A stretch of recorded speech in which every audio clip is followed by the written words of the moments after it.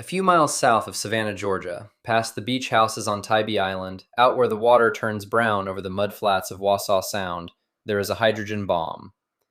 It's 12 feet long, it weighs 7,600 pounds, and it has been lying under the silt since February of 1958. This isn't a legend, and it isn't classified. The Air Force will tell you, on the record, that the bomb is there. 10 weeks of Navy divers dragged chains through that black water and never touched it. A retired colonel spent years hunting it with a Geiger counter strapped to a fishing boat. The government's own survey says it's probably buried under 15 feet of mud, somewhere, and that the safest thing anyone can do, the official position of the United States Air Force, is to leave it exactly where it is. But ask the government one simple question: can it still go off? You get two answers.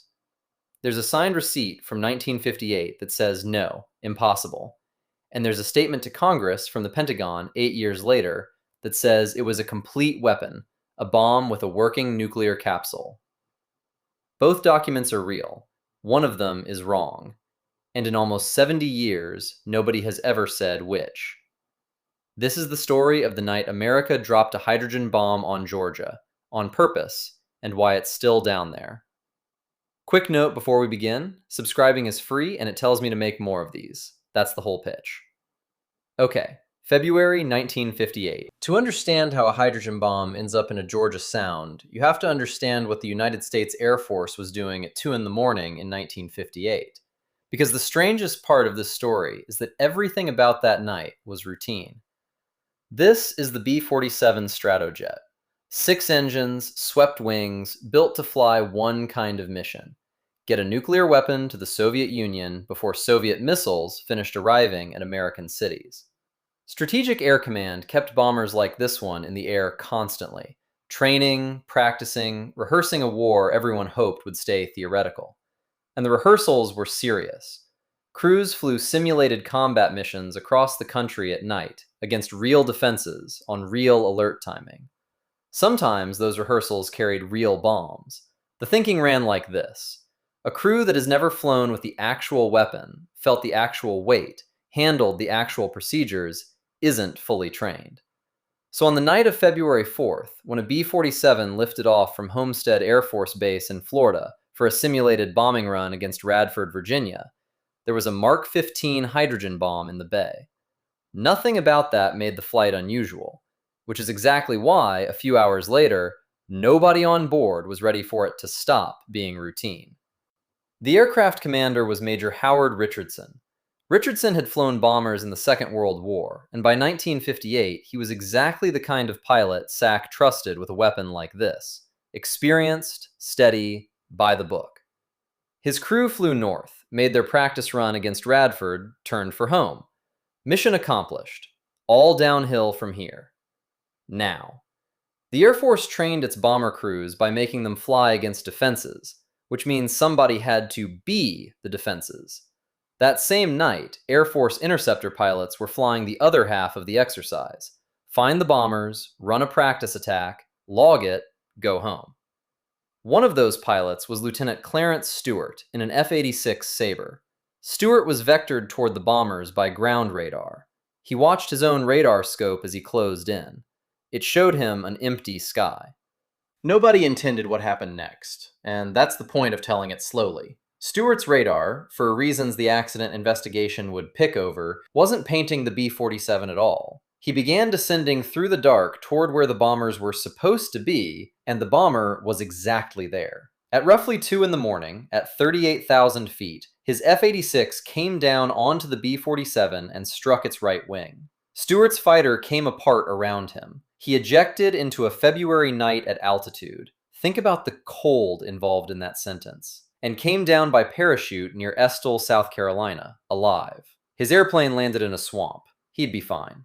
The B-47 was another matter. The collision had mangled the right wing and an engine mount, and the jet went over and down. It fell more than 3 miles, from 38,000 feet to about 20,000, before Richardson hauled it back under control. Damaged, heavy, at night, he pointed it at the nearest runway that could take a bomber: Hunter Air Force Base outside Savannah. And here's where the night's real decision arrives. What do you do with the bomb?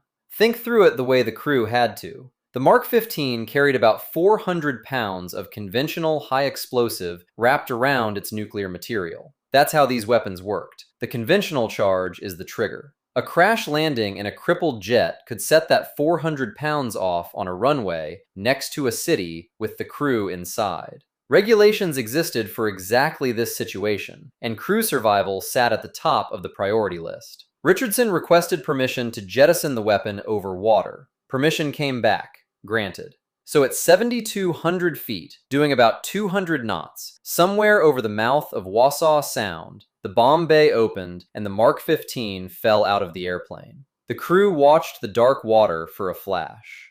Nothing.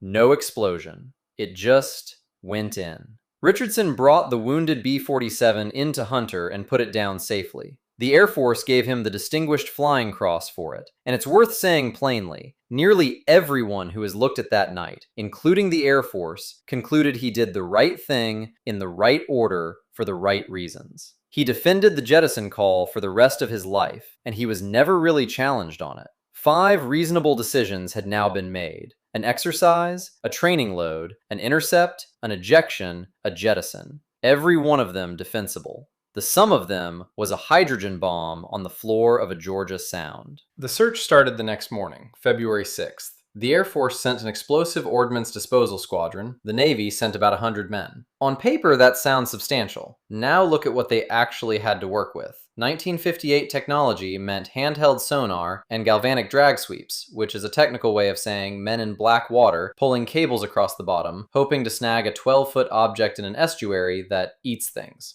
Wassaw Sound is mud. Visibility is effectively zero, the tides rework the bottom twice a day, and a bomb that hit at 200 knots didn't politely park on the surface of it. The later government survey estimated it buried itself under 5 to 15 feet of silt. The divers weren't looking for a needle in a haystack, they were looking for a needle the haystack had swallowed. Then, 5 weeks in, the story lost its audience, because another B-47 dropped another bomb. March 11th, 1958, a bomber out of Hunter, the same base Richardson had landed at, was headed across the Atlantic when the crew got a fault light on the bomb harness. The bombardier went back to check it, reached for a handhold, and grabbed the emergency release. The weapon dropped through the bomb bay doors of a closed, formerly closed, aircraft, fell to a farm in Mars Bluff, South Carolina, and this one's conventional explosives did go off. In a family's yard. It wrecked their house, injured 6 people, and killed, by contemporary accounting, a number of chickens. Nobody died. The family sued the Air Force and, for the record, won a settlement. 1958 was that kind of year. You can guess what that did to the Tybee search. A bomb that visibly exploded on land, with photographs of a crater in somebody's vegetable garden, pulled every camera in the country. The bomb sitting quietly under a Georgia Sound had no crater to photograph. On April 16th, 10 weeks after the collision, the military announced the search was over. The weapon was declared, and this is the official phrase, irretrievably lost. An H-bomb, filed under gone. For most of the decade, that was the end of it. Then the paperwork started disagreeing with itself. Document 1. Before that February flight, someone signed a Form AL-569, a temporary custodian receipt, the military's way of accounting for a nuclear weapon the way a warehouse accounts for inventory. According to the Air Force, that receipt shows the bomb was loaded with a simulated capsule, a 150-pound lead dummy where the plutonium core would go. Training configuration. If that's true, a nuclear detonation isn't just unlikely, it's physically impossible. There's nothing in the bomb to detonate. The uranium and the conventional explosives are real, and they're their own kind of problem, but the city-destroying part never left the base. Document 2. In 1966, Congress asked the Pentagon about weapons the military had lost. The Assistant Secretary of Defense, W.J. Howard, answered in writing. The Tybee bomb, he said, was a complete weapon, a bomb with a nuclear capsule, one of 2 lost American weapons containing a plutonium trigger. So which is it? The honest answer, and this channel owes you the honest answer, is that the weight of evidence sides with the receipt. Researchers who later dug through Strategic Air Command's records found that test flights in February 1958 weren't authorized to carry live capsules at all. The sealed pit weapons that changed that practice didn't arrive until that summer. The simplest reading is that Howard answered Congress from a summary list, 8 years after the fact, and got it wrong. But nobody has ever produced the document that settles it, and the 1966 statement has never been formally corrected in a way that satisfied everyone. Two pieces of government paper. They cannot both be true. Which brings us to the man with the Geiger counter. In the early 2000s, a retired Air Force lieutenant colonel named Derek Duke decided that irretrievably lost was a challenge, not a conclusion. He towed radiation detectors behind a boat back and forth across Wassaw Sound, mapping every reading. And in 2004, he found a patch about the size of a football field, where radiation ran 4 times the natural background. National news. The bomb was back. The government sent investigators, and delivered one of the great anticlimaxes in Air Force history. The seafloor there contains monazite, a mineral found naturally along this coast that is mildly radioactive all by itself. The hotspot, they concluded, was geology. The beach was just like that. In 2007, Georgia's environmental agency checked the region's groundwater, nothing unnatural. And in 2015, the bomb achieved genuine internet fame when a fake news site announced that vacationing Canadian divers had found it. That story went around the world before anyone checked. The bomb, as far as anyone can prove, has never been seen again by human eyes. In 2001, the Air Force studied the question properly one more time and put its conclusion in writing. Recovery would cost millions of dollars. Any attempt to dig out a weapon containing 400 pounds of aged high explosive risks doing the one thing 60 years of mud has failed to do. Left alone, buried and inert, it threatens nobody. The safest place for this hydrogen bomb is where it is. When you first hear that, it sounds like a shrug. Sit with it though, and it turns into the most reasonable sentence in the whole story, which is the story. Nobody in this episode is a villain, and that's not something you have to squint to see. The exercise made sense, because a crew that's never handled the real weapon isn't fully trained. Carrying the real bomb made sense for the same reason. Stewart flew the exact intercept he was ordered to fly, with the only radar picture his scope gave him that night, which makes him a system failure, not a screw-up. Richardson's jettison call was correct enough that the Air Force pinned a medal on him for it, and the search that followed was sincere right up until the country's attention wandered off to a crater in South Carolina. Even the giving up on the engineering was probably rational. 6 reasonable decisions in a row, and the result is a thermonuclear weapon that lives permanently in the state of Georgia. That's what the Cold War actually was, day to day. The Pentagon's official list of broken arrows, serious accidents involving nuclear weapons, runs to 32. Bombs dropped, burned, sunk, and scattered, from Spain to Greenland to a vegetable garden in South Carolina. Tybes is just the one with a zip code, the one you could, in principle, take a boat to. The era normalized a level of routine risk that would end careers today, and it did it for a reason people at the time found completely sufficient. The alternative, they believed, was losing everything. So, the receipt or the letter, the lead dummy or the complete weapon. Nobody alive can show you the proof either way.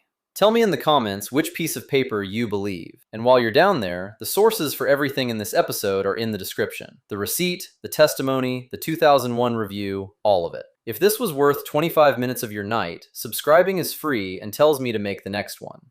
Thanks for listening.